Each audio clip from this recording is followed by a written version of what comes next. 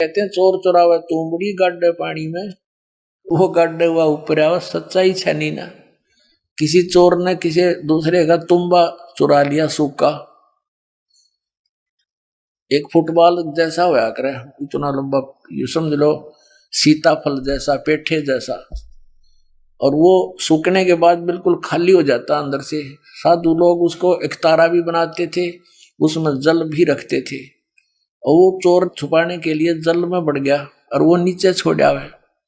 वो बाहर आगे बैठे, इतने थोड़ी देर में ऊपर आके नून चमक जा, वो फिर दबा का है, वो थोड़ी सी देर में आके ऊपर, फिर वो नू दिखा की तेज ऊपर निकला।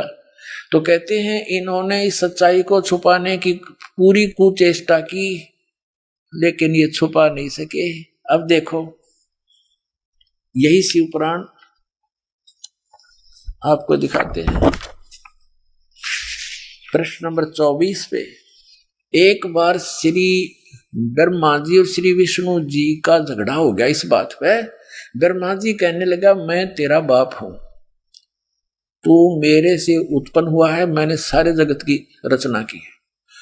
और विष्णु जी कहने लगे मैं तेरा पिता हूं, तेरा जनक हूं, तेरी उत्पत्ति मेरी नाभि कमल से हुई है। इस बात पर दोनों का काफी युद्ध हो गया।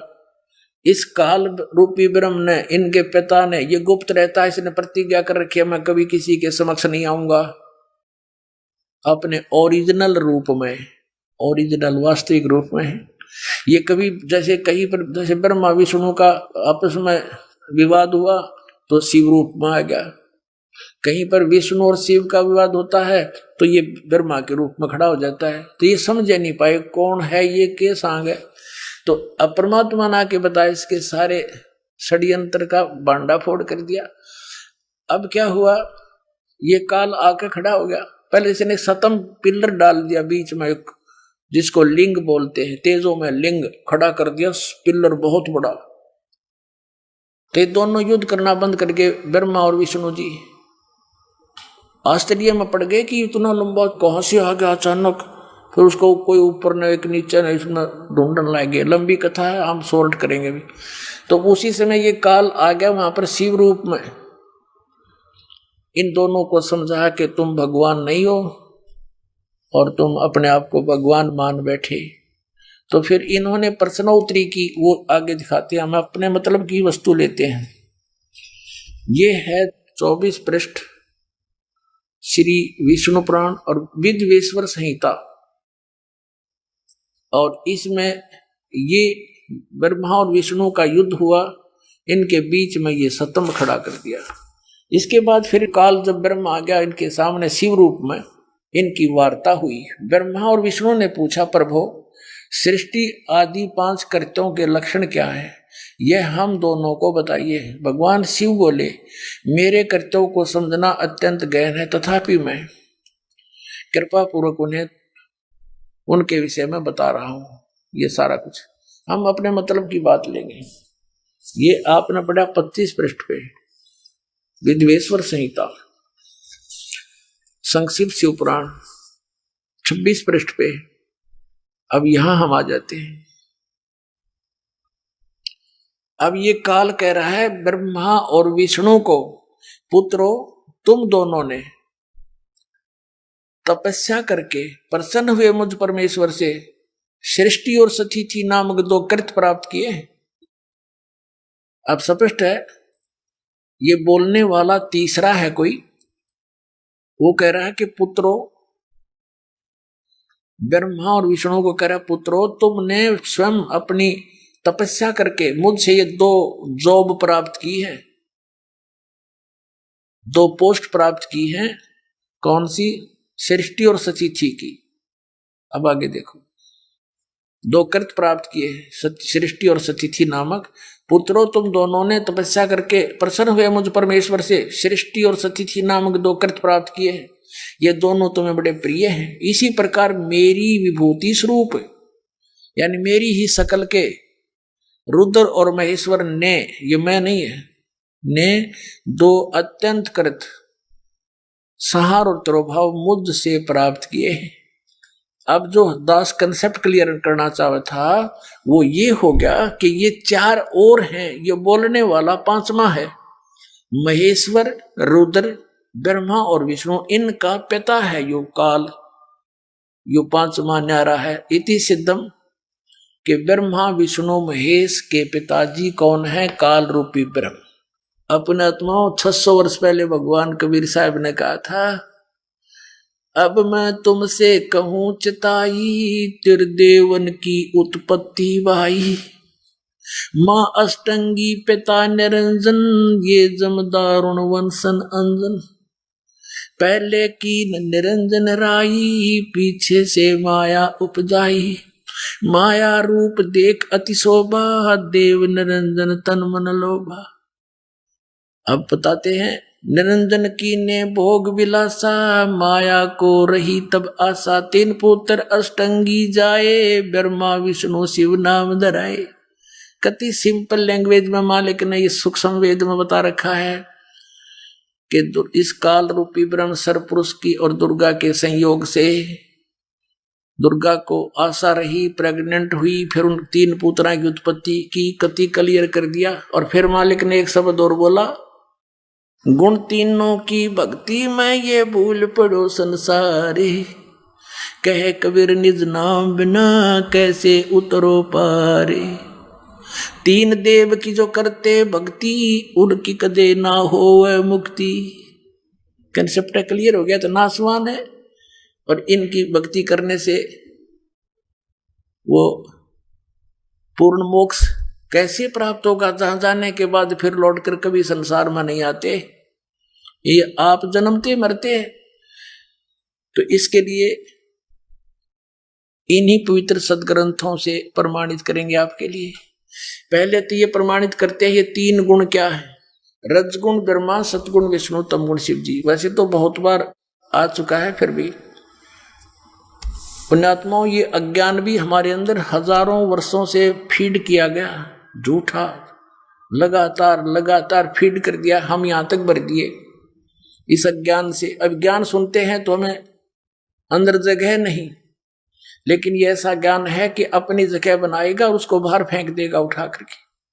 अब देखना मार्कंडेय पुराण में स्पष्ट किया है। ये अपने पवित्र पुराण सदग्रंथ हैं जिनको हम शिरोधार्य मानते रहे, पढ़ते रहे और खरीदते रहे। ये गीता प्रेस गोरखपुर से प्रकाशित है। प्रकाशक एवं मुद्रक हैं गीता प्रेस गोरखपुर, गोविंद भवन कार्यालय कोलकाता का संस्थान। अब इसके 123 पृष्ठ पर ले चलते हैं आपको। 123 पृष्ठ पे अब यहां से शुरू करेंगे। 122 से हम संक्षिप्त मार्कंडेय पुराण। यहां देखिएगा, मार्कंडेय जी बोले, ये मार्कंडेय जी का ही आगे ज्ञान है। यहां आ जाते हैं इसके सामने हम। इस तरह स्वयंभू परमात्मा की 3 अवस्थाएं हैं। रजगुण प्रधान ब्रह्मा, तमोगुण प्रधान रुद्र और सतोगुण प्रधान विश्वपालक विष्णु हैं। ये ही 3 देवता हैं और ये ही 3 गुण हैं। वैसे तो पुण्यात्माओं कहते हैं बुद्धिमान को संकेत गणाओ है, बहुत होता है, फिर भी क्योंकि हम बहुत दिनों से रंगे पड़े हैं, कई मन में थोड़ा सा भी कंसेप्ट क्लियर ना हुआ तो ये काल फिर स्थान बना जाएगा आपके अंतःकरण में। लेकिन दास ऐसी जगह छोड़ना कोई ना कि ये फिर समा जाए आपके अंदर। ये देखिएगा श्रीमद् देवी भागवत, ये प्रथम भाग, ये कहां से प्रकाशित है? अथ देवी भागवतम सभाष्टीकम सहमात्यम, खेमरा श्री कृष्ण दास प्रकाशन, बंबई 4। अब हम इसके यहां आते हैं। ये है अथ श्री मद देवी भागवते भाषा टीका युक्ते तृतीय स्कंद है सब प्रारंभते, ये 3रा स्कंद प्रारंभ। इसके हम 11 पृष्ठ पर ले चलते हैं आपको। ये 11 पृष्ठ है और ये 3रा स्कंद है भाषा टीका तृतीय स्कंद अध्याय 5। ये अध्याय 5 का ये 7वां श्लोक यहां समाप्त हुआ। और 8वां प्रारंभ होता है। भगवान शंकर कहते हैं, हे माता, यदि हमारे ऊपर सदा आप दया युक्त हो तो हमको तमोगुण में किस प्रकार प्रदान किया है, और ब्रह्मा रजोगुण और हरि सतगुण युक्त किए हैं। अब संस्कृत भी पढ़ेंगे हम। 7वां ये समाप्त हुआ, 8वां प्रारंभ होता है। भगवान शंकर कहते हैं, यदि दया धर्मना न सदाम्बिके, यदि दया धर्मना, यदि आप दया युक्त हो, कथम अहम विहित है, किस प्रकार मैं बना दिया अंबिके यानी दुर्गा, हे माता, विहित तमोगुण, मुझे तमोगुण क्यों बना दिया, कमल जय, कमल से उत्पन्न होने वाले ब्रह्मा को रजोगुण संभव, रजोगुण क्यों बना दिया, सोहित क्यों सतोगुण हरि, और विष्णु को क्यों सतोगुण बना दिया, इति सिद्धम रजगुण ब्रह्मा सतगुण विष्णु तमगुण शिव जी। अब ये दास आपको पवित्र श्रीमद् भगवत गीता के अंदर दिखाएगा। गुण तीनों की भक्ति में ये भूल पड़ो संसारे, कह कबीर निज नाम बिना कैसे उतरो पार, तीन देव की जो करते भक्ति उनकी कदे ना होवे मुक्ति। तभी तो हमारे सारे पूर्वज भूत बनवा दिए नज्ञानिया ने, और फिर हमारे से श्राद्ध कटवाओ, तुम्हारे पिताजी स्वर्ग में भूखे हैं। नकलियो, स्वर्ग में जब कुछ है ही नहीं, वो स्वर्ग कहाँ हो गया जिसमें भूखे मरे हमारे पूर्वज। बोला स्वर्ग भेज दिए, गति कर दी उनकी, सारे क्रियाक्रम करे पाछे, और फिर न कहो भूखे हैं उनको ये दान करो, किसा मूर्ख बना रखा था इन्हें। अब ये देखिएगा श्रीमद् भगवत गीता अध्याय नंबर 7 का जयदयाल गोविंद का इसके अनुवादक हैं, गीता प्रेस गोरखपुर से ये छपी है। ये देखिएगा अध्याय नंबर 7 के 1, 2, 3 में गीता ज्ञानदाता कहता है कि अर्जुन, अब ऐसा ज्ञान बताने जा रहा हूं जिसको जानने के बाद कुछ भी जानना शेष नहीं रहेगा। देखना, अथ सप्तमोऽध्याय 7वां अध्याय प्रारंभ।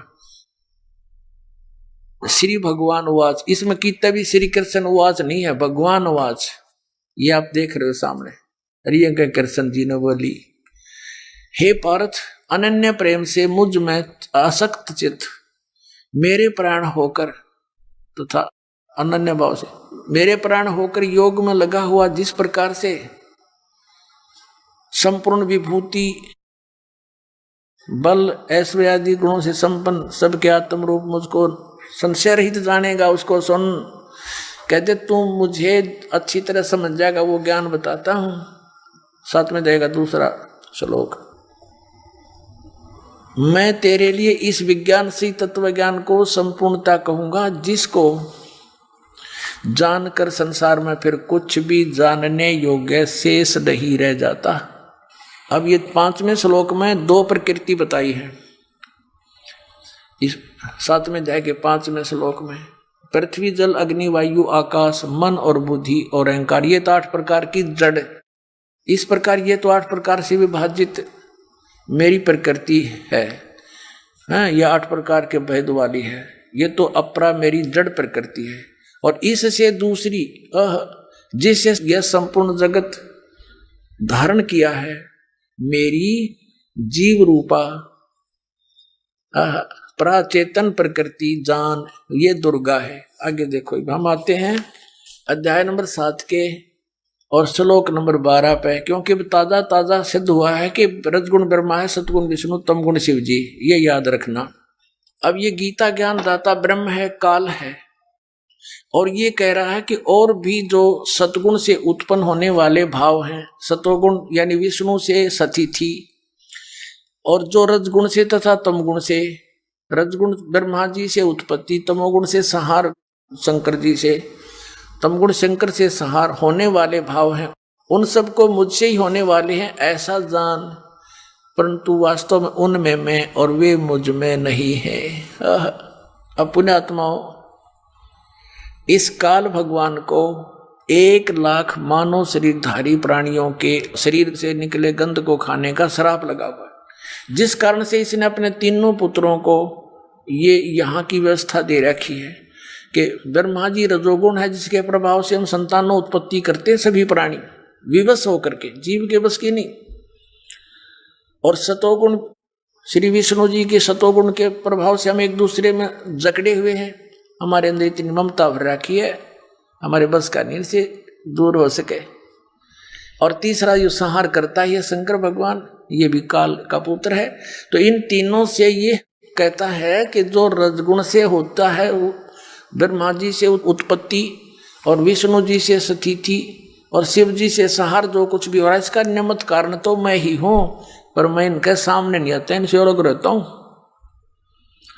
अब आगे चलते हैं, देखिएगा अध्याय नंबर 7 और श्लोक नंबर आपने 12 पढ़ लिया।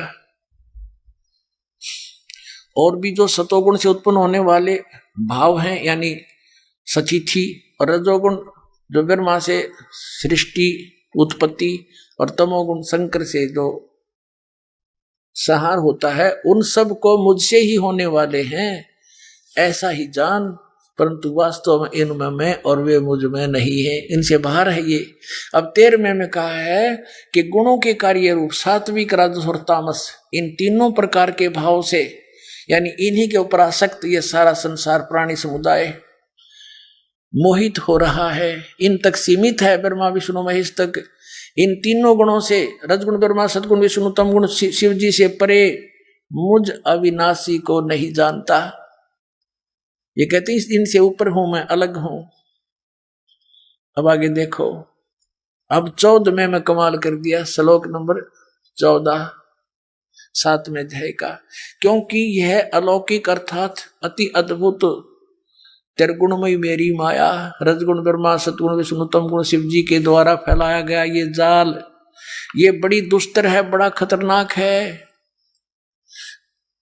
जो पुरुष केवल मुझको निरंतर भजते हैं वे इस माया को ब्रह्मा विष्णु महेश से ऊपर उठ जाते हैं, उल्लंघन कर जाते हैं।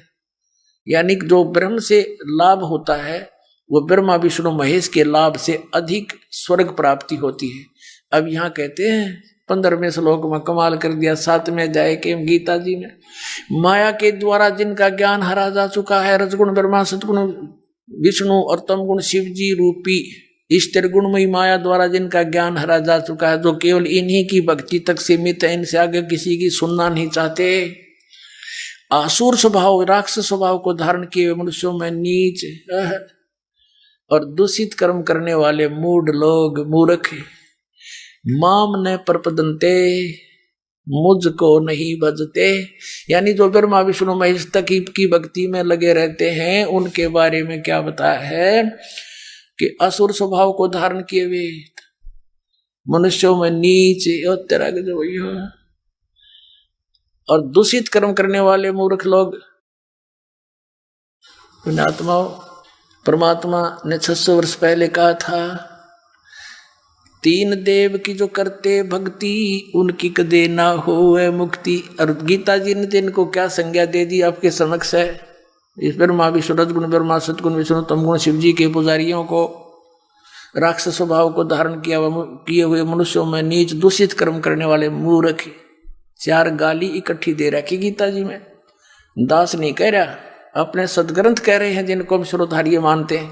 अब ये कौन है आगे और क्लियर हो जाता है। देखिए, ये कहता गीता ज्ञानदाता कि मेरी भक्ति भी ना करते। आगे देखो, अब 7वें अध्याय का 20वें श्लोक में और कंसेप्ट क्लियर किया है।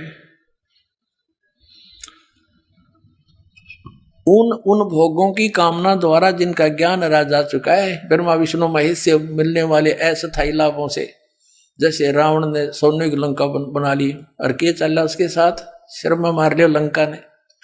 उन भोगों की कामनाओं के द्वारा जिनका ज्ञान हरा जा चुका है, वे अपने स्वभाव से प्रेरित होकर उस नियम का धारण करके अन्य देवताओं को भजते हैं। ब्रह्मा विष्णु महेश भी अन्य देवताओं में आते हैं, अर्थात उनकी पूजा करते हैं। और 21 में क्या कहा, 7वें अध्याय के 21 में से, अब जो सकाम भक्त जिस देवता के स्वरूप को श्रद्धा से पूजना चाहता है, उस भक्त की श्रद्धा को मैं उसी देवता के प्रति सचेत कर देता हूँ, मैं देता हूँ उनको, थोड़ा बहुत लाभ मिलता है तो मैं वहां फिट रखता हूँ उनको। कभी विष्णु के रूप में प्रकट हो जा, किसी के शिव जी के रूप में।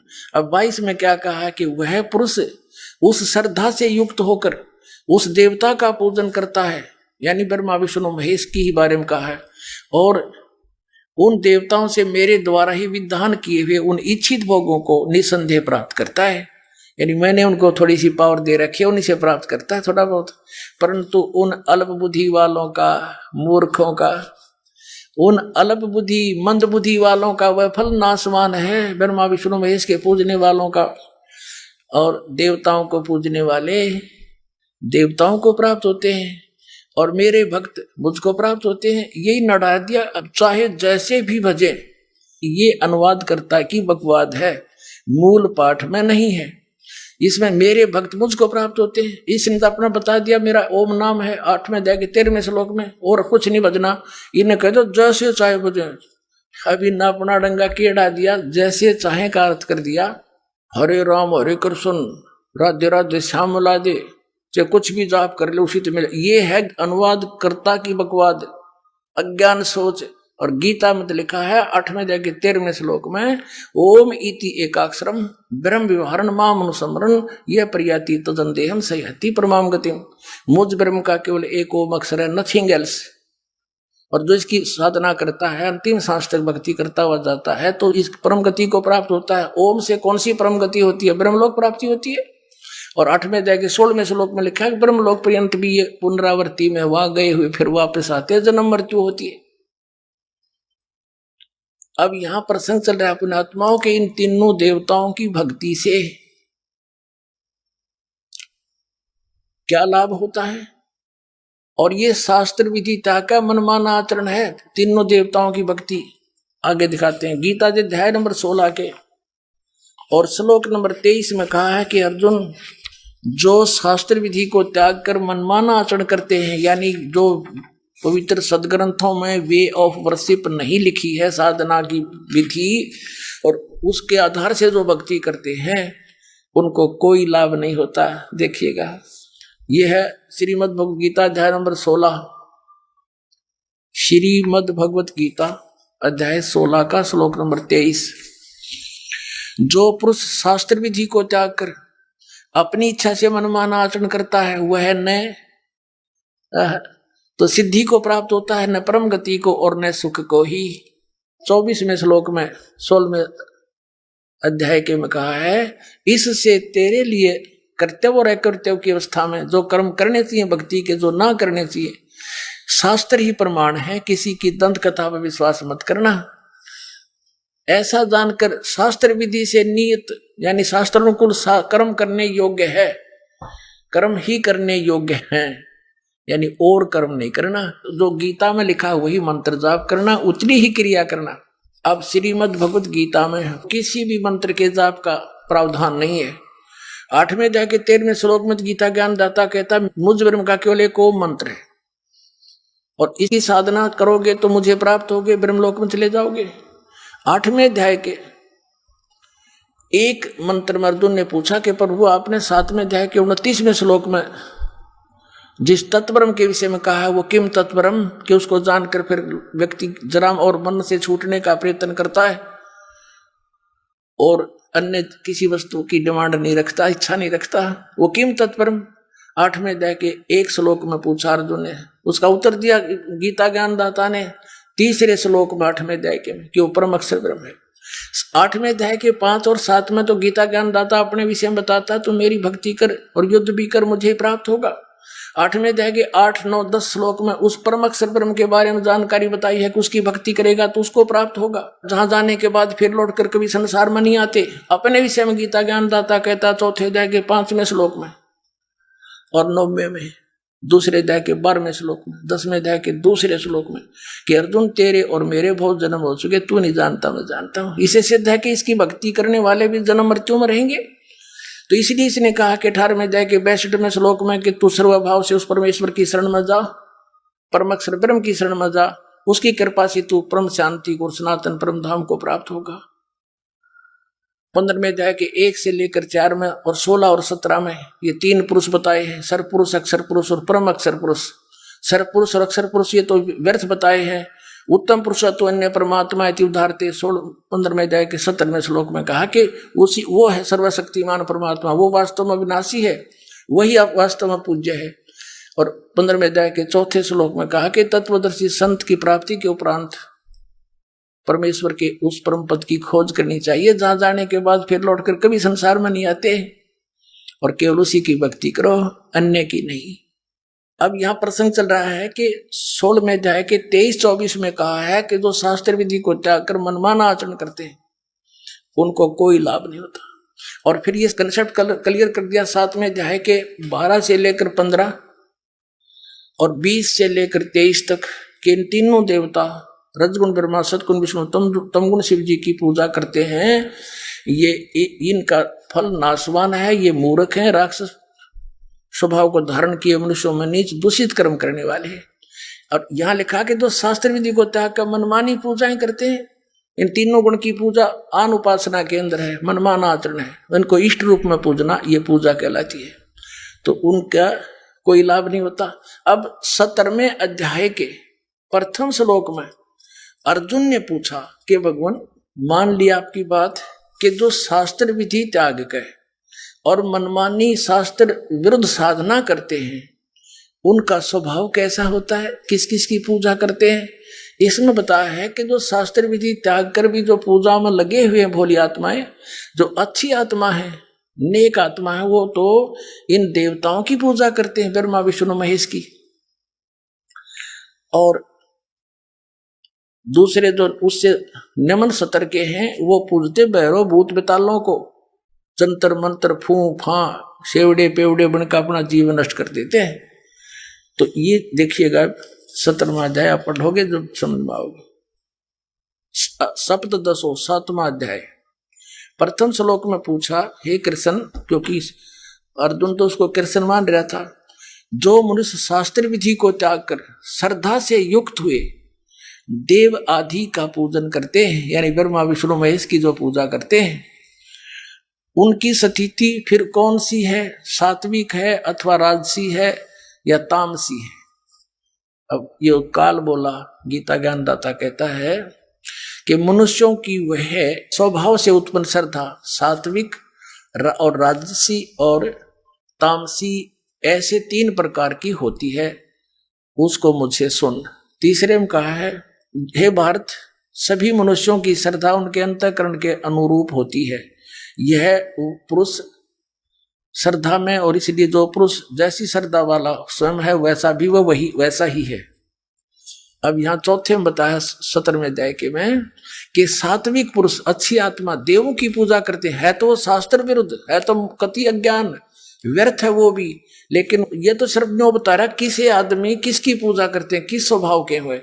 अच्छी आत्मा के वो देवी देवताओं की पूजा करते हैं, रजगुण ब्रह्मा सतगुण विष्णु तमगुण शिव जी तक इनकी पूजा करते हैं। तो पुण्यात्मा आगे आप पढ़ लेना, ज्यादा ना पढ़ाकर यही लाना चाहता था दास। फिर भी ये क्या बताते हैं, ये शास्त्र विधि त्याग कर तो ये सात्विक लोग होते हैं, देवताओं की पूजा करते हैं अच्छी आत्माएं। फिर आगे पढ़ाता हूं आपको, देख लेते हैं। चौथा आप पढ़ रहे हो 17वें अध्याय का। सात्विक पुरुष देवों की पूजा करते हैं, राजस यक्षों की और राक्षसों की, राजस पुरुष। अन्य तामस मनुष्य है वे प्रेत और भूत गणों को पूजते हैं। 5वें में क्या कहा है, जो मनुष्य शास्त्र विधि से रहित है, शास्त्र विधि त्याग का, क्योंकि गीता में कहीं तप करने का नहीं लिखा है। जैसे विष्णु जी भी घोर तप करता था और गीता बना के रखा, ये कहें कि विद्वान थे। अब Shrimad Bhagavad Gita is the God given knowledge, पूर्ण परमात्मा ने दिया था इसको, ब्रह्म को, इनके पिता को, और इन्होंने वेद का भी कोई नहीं ज्ञान, ब्रह्मा विष्णु जी ने, आपने देवी पुराण में पढ़ा प्रथम स्कंद में, विष्णु जी कह रहा है कि मैं घोर तप को तपता हूं, हजारों वर्षों तक बैठा रहता हूं, और फिर राक्षसों को बैटरी चार्ज करके फिर राक्षसों को मारता हूं। और गीता में लिखा है जो घोर तप को तपते हैं वह कितने मूर्ख हैं। देखिए 17वें अध्याय का 5वां श्लोक, जो मनुष्य शास्त्र विधि से रहित घोर तप को तपते हैं। ये तप तपना भी, घोर तप तपना भी शास्त्र विरुद्ध है। दंभ और अहंकार से युक्त, कामना, शक्ति और बल के अभिमान से युक्त, 17वें अध्याय के 6ठे श्लोक में, शरीर रूप से सतीत भूत समिता यानी प्राणियों को और अंतःकरण में सतीत मुझ परमात्मा को भी वो कष्ट करने वाले हैं, दुखी करने वाले हैं। उन अज्ञानियों को असुर स्वभाव के जाने। ओए होए, कति क्लियर कर दिया। अब इससे क्या सिद्ध हुआ? श्रीमद् भगवत गीता में ये स्पष्ट हो गया। इन तीनों गुण की भक्ति में ये भूल पड़ो संसारी, कहे कबीर निज नाम बिना कैसे उतरो पारे। हरे राम हरे कृष्ण राधे राधे श्याम मिला दे, एवं नमः ओम श्री सतगुरुदेव एवं नमः। ये इस तरह के मनमुखी साधनाएं हैं, शास्त्र विधि के विरुद्ध है ये मंत्र। अब इसमें स्पष्ट हो गया है, परमात्मा ने कहा था 3 देव की जो करते भक्ति उनकी कदे ना हुआ मुक्ति। अरे पवित्र श्रीमद् भगवत गीता ने स्पष्ट कर दिया कि इन तीनों देवताओं की भक्ति करते हैं, वो है तो शास्त्र विरुद्ध है। और राक्षस स्वभाव को धारण किए मनुष्यों में नीच दूषित कर्म करने वाले मूर्ख, ये ब्रह्म कहता है मेरी भक्ति भी ना करते। अब इनको ऐसा क्यों कहा? जैसे एक बार श्री ब्रह्मा रजगुण की भक्ति की थी हिरण्यकशिपु ने, रजगुण ब्रह्मा जी की, और सिद्धि प्राप्त करके भगवान बन बैठा। अपने ही पुत्र प्रहलाद का शत्रु बन गया और वो जुल्म गुजारे उस पुण्यात्मा के साथ। पिता होकर भी शर्म नहीं आई उस अहंकार के भूखे तीनों गुणों के उपासक ने। ऐसे जुल्म की राक्षस कहलाया और कुत्ते वाली मौत मारा गया। भगवान ने आकर उसकी छाती पाड़ी, पेट पाड़ के गिर दिया। अब तमोगुण भगवान शंकर की पूजा की थी रावण ने, आपके समक्ष है। और जो वर्तमान के शिव के पुजारी एक सोमवार का व्रत रख के थोड़ी बहुत मंत्रमाला करके नहीं सोचा कि पता नहीं क्या प्राप्ति कर लेंगे। अब रावण जैसी भक्ति वर्तमान का कोई भी नहीं कर सकता। यहां से धड़ काट के, यहां से काट के 10 दोनों भुजा से समर्पित कर दिया था। और जैसा किया वैसा ये दे सकते हैं भगवान, वैसा ही इसको दे दिया। लेकिन दुर्बुद्धि नहीं गई, राक्षस कहलाया, कुत्ते वाली मौत मारा गया। और कैसा दूषित कर्म किया, अपनी ही माता को, सीता को उठा लाया, जो शंकर भगवान के बड़े भाई की पत्नी थी, उसको उठा लाया। पत्नी बनाने की चेष्टा कर रहा था अपनी मां को। इसे दुष्ट और कौन होगा, दूषित कर्म और क्या होगा। कुत्ते वाली मौत मारा गया और राक्षस कहलाया। एक भस्मागिरी नाम का साधक था, तपस्वी था, तमोगुण श्री शिव का उपासक। और शिव जी के गेट के सामने, मेन गेट के सामने ऊपर को पैर करके नीचे नशर करके तपस्या करने लग गया। 12 वर्ष तक सिरासन पर रहा। एक दिन पार्वती जी ने कहा कि भगवान आप तो महादेव हो, देवताओं के देव हो, आप तो जो चाहो सो कर सकते हो, आपके भगत को दे दो जो मांगता है। अब भगवान शंकर ने कहा, शिव जी ने कहा तमोगुण ने कि मांग भाई भस्मागिरी, क्या मांगता है साधु। भस्मागिरी ने कहा जी वचनबद्ध हो जाओ तब मांगो। भगवान शिव ने कहा ठीक है भाई मैं वचनबद्ध हो गया, प्रतिज्ञा करता हूं तू मांगेगा वही दे दूंगा, वचन है मेरा। उसी से मैं सीधा खड़ा हो गया और कहने लगा भगवान ये भस्म कड़ा दे दो जो आपने हाथ में पहन रखा है। उस भस्म कड़े में एक शक्ति थी, उसको मालूम था कि जिसके सिर के ऊपर ऐसे करके यूं कह दिया कि भस्म, वो व्यक्ति, वो पशु पक्षी भस्म हो जाता था। अब जो ही भगवान शंकर ने वचनबद्ध होने के कारण वो अपना प्रिय कड़ा भी दे दिया, ये सोचकर कि साधु संत है, जंगल में रहता है, हिंसक पशुओं से बचने के लिए, राक्षसों से बचने के लिए ले रहा होगा, दे दिया। ज्यों ही कड़ा हाथ में आया और एकदम ठाके मारकर हंसने लगा कि शंकर होले होशियार, तुझे मारूंगा और पार्वती को अपनी पत्नी बनाऊंगा। हा हा हा। अब उसने न्यू किया, शंकर भगवान जान गया कि तो एकदम चेंज हो गया सारा, इसका तो हाव भाव बदल गया नीच का। भगवान शंकर ने डांक ठोक दी, फुल स्पीड तक भाग लिया, 100 की स्पीड तक। आगे आगे भगवान और पीछे पीछे पुजारी जा खखाट पट्या। तो परमात्मा ने आके रजा करी, उनके शंकर जी के और उस पुजारी के बीच में आकर पार्वती रूप बना के खड़े हो गए खुद परमात्मा। और वो तो पार्वती के लिए भाग ही रहा था, उसने सोचा चल 2 बात कर लेता हूं पार्वती से, रुक गया। अब पार्वती रूप में परमात्मा ने कहा कि आप रुक जाओ, क्यों भागे जा रहे हो, आओ बैठो 2 बात करेंगे। अब शंकर जी तो आपके निकट आ नहीं सकता, 100 किलोमीटर तो उड़ा नहीं डटे भी। अब वो निश्चिंत होकर खड़ा हो गया। पार्वती रूप में प्रभु ने कहा कि मुझे कुछ डांस करके दिखा ताकि मेरा मन प्रसन्न हो, आपको पसंद करूं। वो कहने लगा मैंने नाचना तो ना आता, मैं साधु संत, मैंने तपस्या की है। तो पार्वती रूप में भगवान ने कहा कि मैं सिखाती हूं तुझे, पहले डांस करके दिखा मुझे। इस हाथ को ऐसे कर, इस पैर को ऐसे कर, इसको ऐसे कर, इसको ऊपर ला, इसको नीचे कर। धीरे धीरे जिस हाथ में उसको कड़ा था वो सिर पर आ गया ना, तो उस बूढ़ी बूझ के जब कह दिया भस्म, वो भस्मा गिरी नष्ट हुआ। अब उस कड़े को लेकर विष्णु रूप धारण करके परमात्मा शंकर भगवान के से काफी आगे खड़े हो गए और कहा कहां दौड़ रहे हो, बोले नाथ कहां चले, शंकर जी कहां जा रहे हो, कि भाग ले विष्णु भाग ले, पीछे एक दुष्ट आ रहा है, उसने मेरे से धोखा किया है।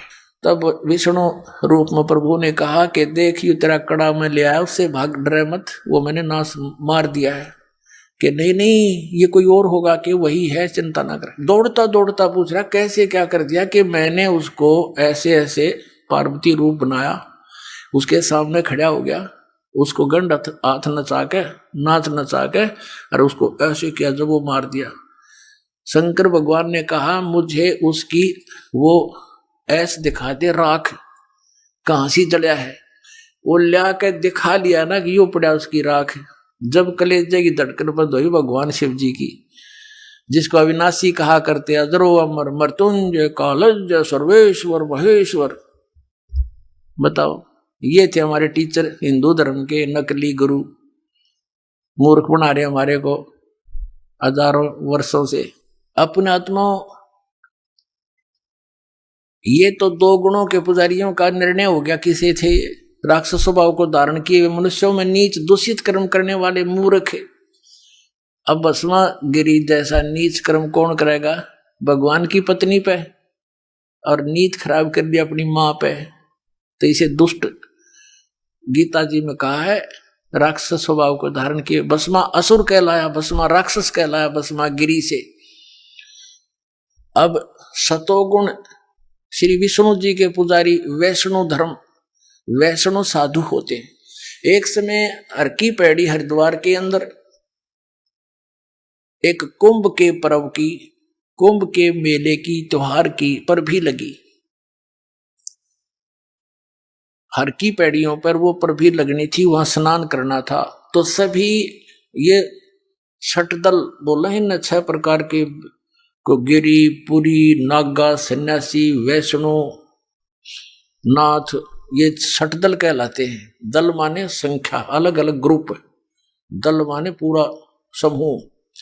तो ये सब षटदल अपने अपने स्थान पर, अपने अपने डेरों में, अपने अपने ग्रुप में, गिरियों में गिरी, पुरियों में पुरी, सन्यासियों में सन्यासी, नागाओं में नागा, वैष्णों में वैष्णो साधु जा करके अपने ग्रुप में वहां हरिद्वार में इकट्ठे हो गए। ये ऐसा ही करते हैं।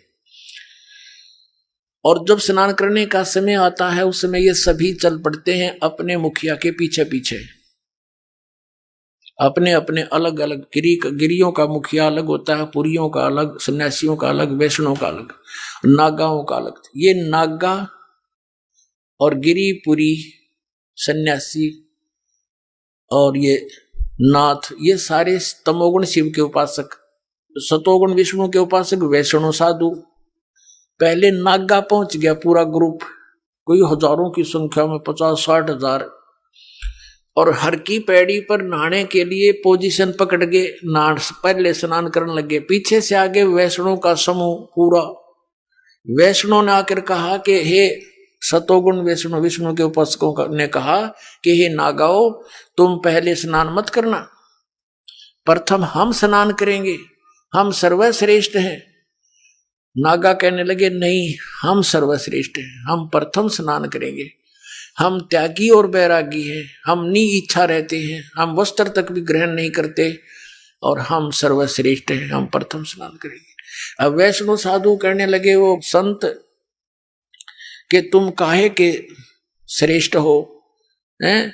तुम नंगे फिरते हो पशु की तरह, राख लपेटे रहते हो, आज तुम नहाने वाले बन गए, शरण फिरो, टट्टी के हाथ भी ना धोते तुम, आज प्रथम स्नान करने पर तुल गए हो।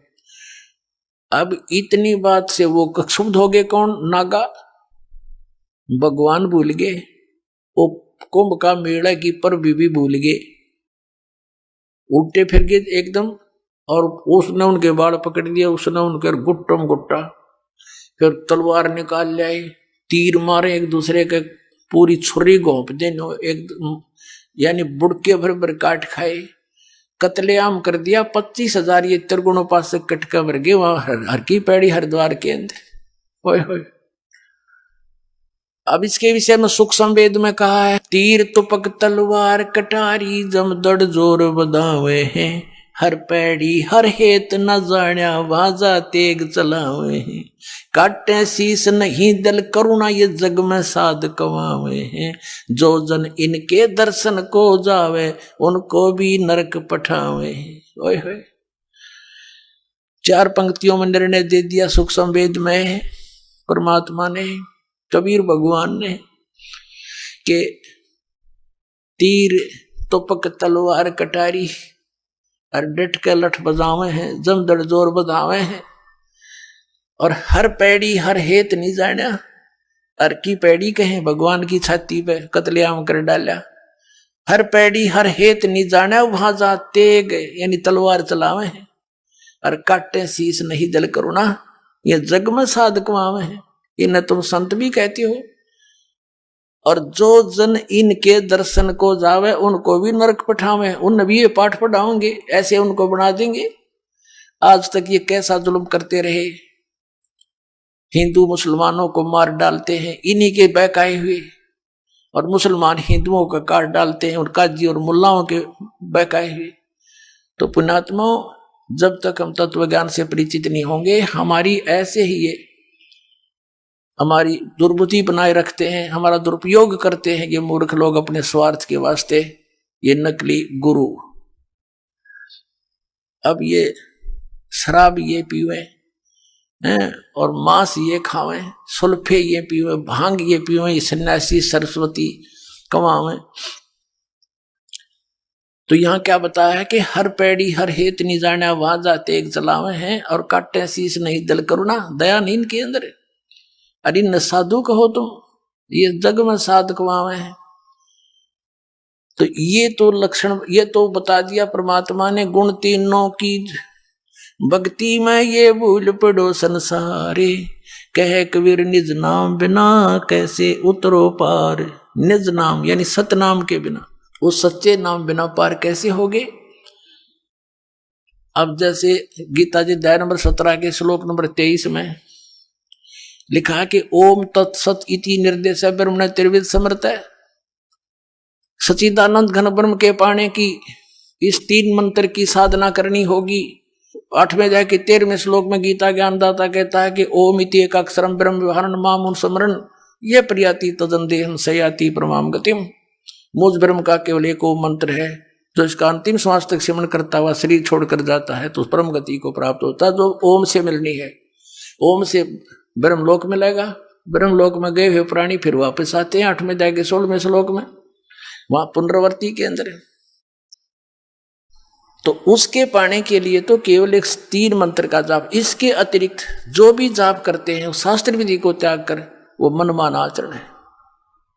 फिर ऑप्शन छोड़ दिया है कि उस परम अक्षर ब्रह्म की पाने की पूरी complete worship, way of worship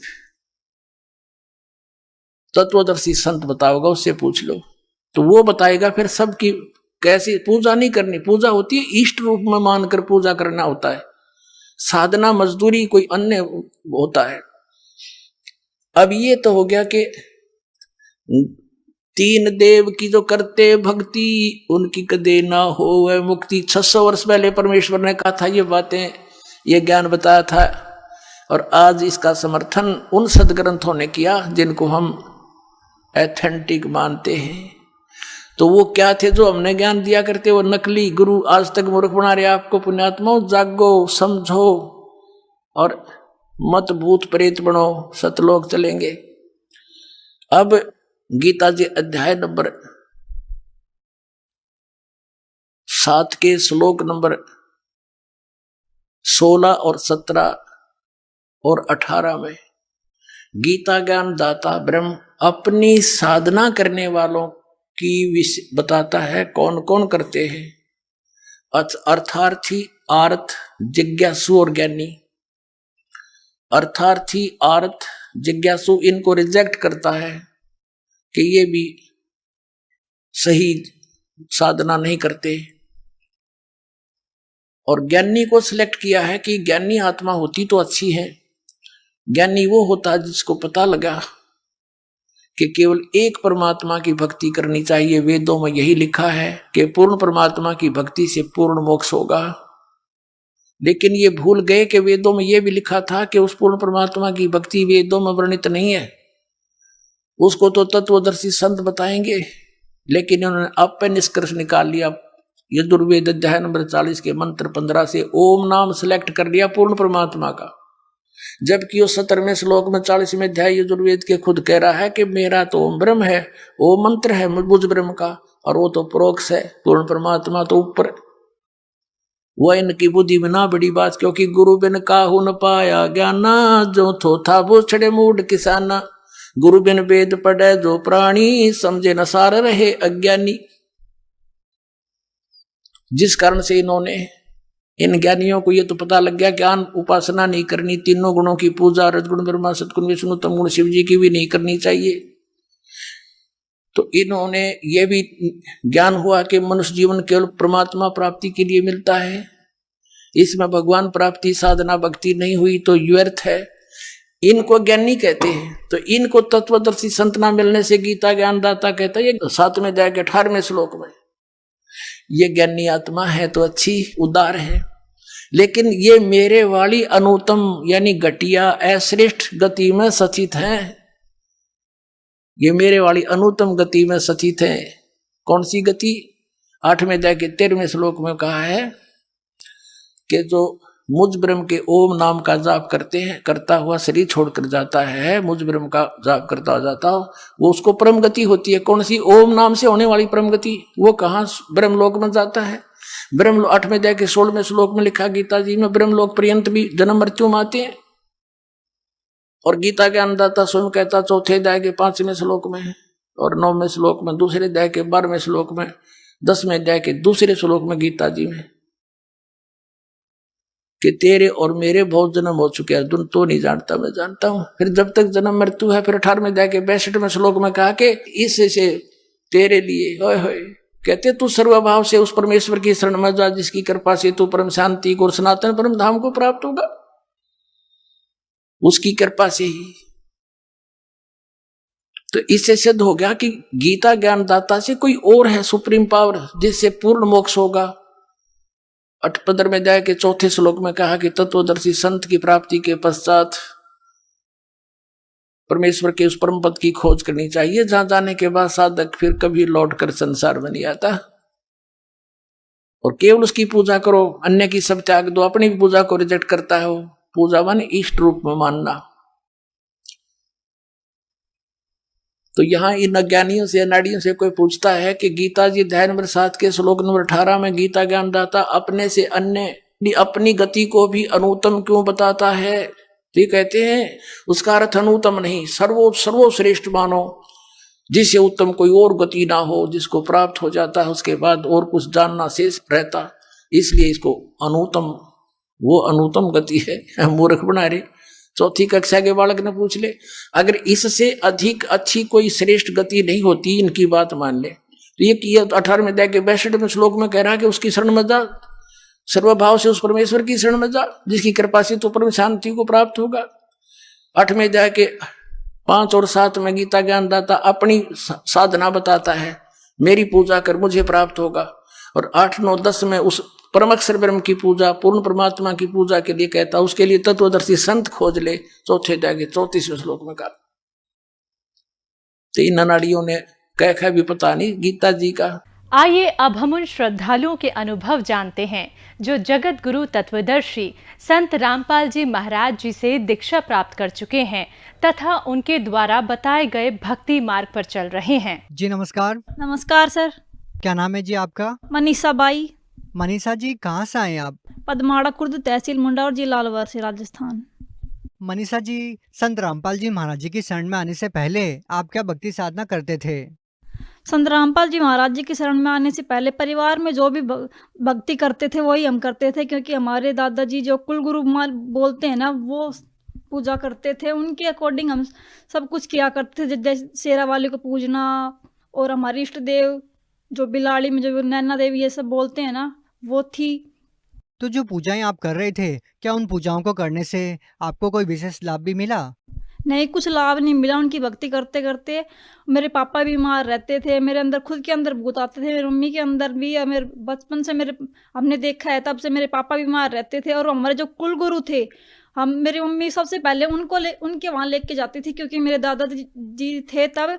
उन्होंने कहा था कि बेटा वो हमारे कुल गुरु हैं, तो सबसे पहले हम उसी के पास लेके जाएंगे, फिर डॉक्टरों को दिखाएंगे। मेरे पापा को मेरी मम्मा वहाँ लेके गई, और वहाँ जाने के बाद जो कुल गुरु हैं हमारे बंशीदास जी, वो उन्होंने ये कहा कि ये ठीक नहीं हो सकते, बस वो बबूती, धूनी की बबूती जो बोलते हैं वो दे देते थे और लगा देते थे माथे में, बेटा ठीक हो जाएगा। मेरे पापा 3-3, 4-4 दिन तक दिन रात वहाँ पे रहते थे। मेरे पापा पुकारते, मेरी मम्मी रोती और हम खुद रोते थे, मेरे पापा को भगवान ठीक कर दो, लेकिन कोई भी ठीक नहीं करता। वो तो बस ऐसे ही बोल देते थे कि भगवान दया करेगा, बस। मनीषा जी, जैसे कि आपने बताया कि आपने बहुत सारी परेशानियों का सामना किया है, आपको भूत प्रेत की बाधा थी, तो हम आपसे ये जानना चाहेंगे कि संत रामपाल जी महाराज जी के बारे में आपको कैसे पता लगा? सर, मेरे बड़े ताऊ जी, मेरे पापा जो हैं 4 भाई बहन है, वो 4 भाई हैं और एक सिस्टर है उनकी। जैसे ही बड़े वाले ताऊ जी के जो बड़े बेटे हैं, उनको धार्मिक किताबें पढ़ने का बड़ा शौक है। वो जैसे उनके साथ हमारे गांव के भैया लगते हैं, वो दारोडा से गुरु रामपाल जी महाराज जी की ज्ञान गंगा पुस्तक लेकर आए और मेरे भैया को दे दिया। भैया, आपको ये कि धार्मिक पुस्तक पढ़ने का शौक है तो आप ये पढ़ो, आपको सारा ज्ञान हो जाएगा। लेकिन वो उसने पढ़ी नहीं थी, उनके बाहर से देख के उसको ऐसे लगा कि अच्छी किताब है, उसको देनी चाहिए। मेरे भैया को दे दी उसने, और मेरे भैया ने उसको पढ़ा और संत रामपाल जी महाराज जी से नाम दीक्षा ली। और जैसे ही उसको प्रथम नाम मिला, हमें पता नहीं चला। और मेरे पापा खुद सियाने से एवड़े थे, जंतर मंतर गया करते थे। और जो बड़े वाले भैया हैं, उसके छोटे वाले भैया, वो भी खुद किया करते थे। उसके पास तो ऐसा एक कड़ा था कि उसको जो भी बंदा उसको अगर हाथ लगाए तो उसके अंदर अग्नि निकलती थी, उसको कोई टच भी नहीं कर सकता था। उसको ये घमंड था कि मैं ही सबसे बड़ा तांत्रिक हूँ, क्योंकि मेरे बराबर कोई और शक्ति है नहीं। जैसे ही वो संत रामपाल जी महाराज के वहाँ गया, आश्रम में गया, और वो जो भगत जी होते हैं वहाँ के, वो बोले, भगत जी आप ये निकाल दो, आपको नाम दीक्षा लेनी है। वो सोच रहा था कि बस कुछ नहीं करना, मेरे बराबर शक्ति नहीं है। तो छोटा सा बच्चा देख रहा था, भगत जी आप ये क्या बातें कर रहे हो, आपको नाम दीक्षा फॉर्म भरवाना है भरवाओ। उस कड़े को संत रामपाल जी महाराज जी, जिसने छोटे से बच्चे ने नाम दीक्षा ले रखी थी, उसने निकाल दिया। तो उसने सोचा कि जब इतने छोटे से बच्चे ने क्या नियम और भक्ति की होगी, इसमें इतनी शक्ति है, तो संत रामपाल जी महाराज में कितनी शक्ति होगी। फिर भैया घर पे आए और फिर ज्ञान गंगा पुस्तक ला के दी, और फिर पापा ने पढ़ी, और फिर हमने सबने नाम दीक्षा ले ली संत रामपाल जी महाराज जी से।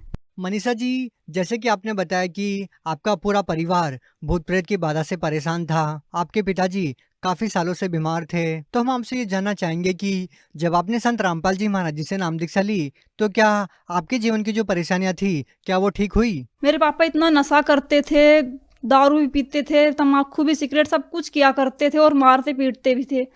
और संत रामपाल जी महाराज जी से नाम दीक्षा लेने के बाद, नाम दीक्षा लेते ही तुरंत उन्होंने छोड़ दी शराब वगैरह सब कुछ। और क्या क्या लाभ मिले आपको? संत रामपाल जी महाराज जी से नाम दीक्षा लेने के बाद मेरे अंदर, खुद के अंदर भूत प्रेत आते थे, वो ठीक हो गया। मेरी मम्मी के अंदर भी आते थे, वो भी ठीक हो गया। मेरे भैया को भूत प्रेत दिखाई देते थे और कंकाल सा दिखाई देता था और उसके पूरी बॉडी पे खरोंचे खरोंचे हो जाती थी और वो चिल्लाता था। सर, मैं आपको एक और बात बताना चाहूँगी, क्योंकि हमारे घर में मेरे दादाजी और मेरे भैया और मेरे पापा सभी तांत्रिक थे, लेकिन वो फिर भी हमारे दुख दूर नहीं कर पाते थे, क्योंकि दूसरों के दुख दूर करते थे और खुद के अंदर, घर के अंदर क्लेश होता था। सतगुरु रामपाल जी महाराज जी से नाम दीक्षा लेने के बाद, जैसे ही हमने नाम दीक्षा ली, वैसे ही हमारे सारे दुख दूर हो गए और हम आज सुखी हैं। और कोई आर्थिक लाभ कुछ मिला है? सर, मेरे पापा इतने बीमार थे, वो ठीक होने लग गए, काम करने लग गए, क्योंकि मेरी मम्मा ही उसे खाना खिलाती थी, नहलाती थी, सब कुछ ऑल टोटली काम मेरी मम्मा करती थी। हम सोचते थे कि अब कैसे क्या होगा, इतने बड़े भी होंगे, पढ़ाई लिखाई भी करनी है।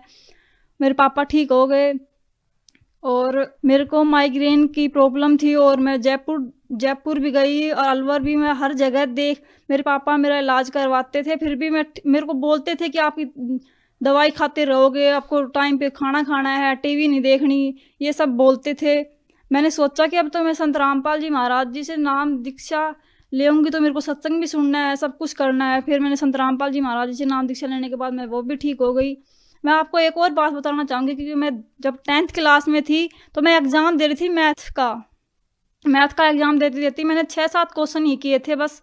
उसके बाद मुझे पता नहीं मुझे क्या हो गया, और टेबल कुर्सी से मैं खुद नीचे गिर गई और मैं एकदम से चिल्लाई। मेरे अंदर का रेडे जो बोलते हैं माइग्रेन, वो हो गया और मेरे सारे शरीर की नसें खिंच गई। और जो टीचर था वहाँ का, वो बोल रहा था कि पता नहीं इसके अंदर तो भूत प्रेत आ गए।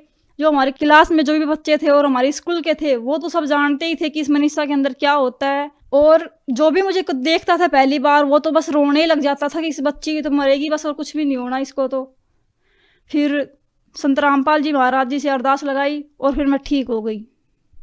मनीषा जी, जैसा कि आपने बताया कि संत रामपाल जी महाराज जी से नाम दीक्षा लेने के बाद आपको इतनी सारी परेशानियों से निजात मिली, तो जो लोग आज भी आपकी तरह काफ़ी परेशान हैं, तो उन लोगों को आप क्या संदेश देना चाहेंगे, क्या कहना चाहेंगे आप? संत रामपाल जी महाराज जी के बारे में हम ये बताना चाहते हैं कि संत रामपाल जी महाराज जी एक पूरे विश्व में एक ऐसे संत हैं जो शास्त्र के आधार पर भक्ति बताते हैं, और जो इनकी भक्ति करता है उन्हें कभी दुख नहीं होता और अकाल मृत्यु नहीं होती। मैं भगत समाज को ये संदेश देना चाहती हूँ कि संत रामपाल जी महाराज जी की शरण में आएँ और भक्ति करें और अपना कल्याण करवाएं। मनीषा जी, जो व्यक्ति संत रामपाल जी महाराज जी से नाम दीक्षा लेना चाहते हैं, वो उनसे नाम दीक्षा कैसे ले सकते हैं? सतगुरु रामपाल जी महाराज जी से नाम दीक्षा ऐसे ले सकते हैं, क्योंकि कई टीवी चैनलों पे सतगुरु रामपाल जी महाराज जी के चैनल आते हैं, सत्संग आते हैं, उन पे नीचे पीली पट्टी पर नंबर आते हैं, आप उन पे कॉल करके और नामदान दीक्षा का पता कर सकते हैं और संत रामपाल जी महाराज जी से नाम दीक्षा ले सकते हैं। जी, बहुत बहुत धन्यवाद। सच्चाई।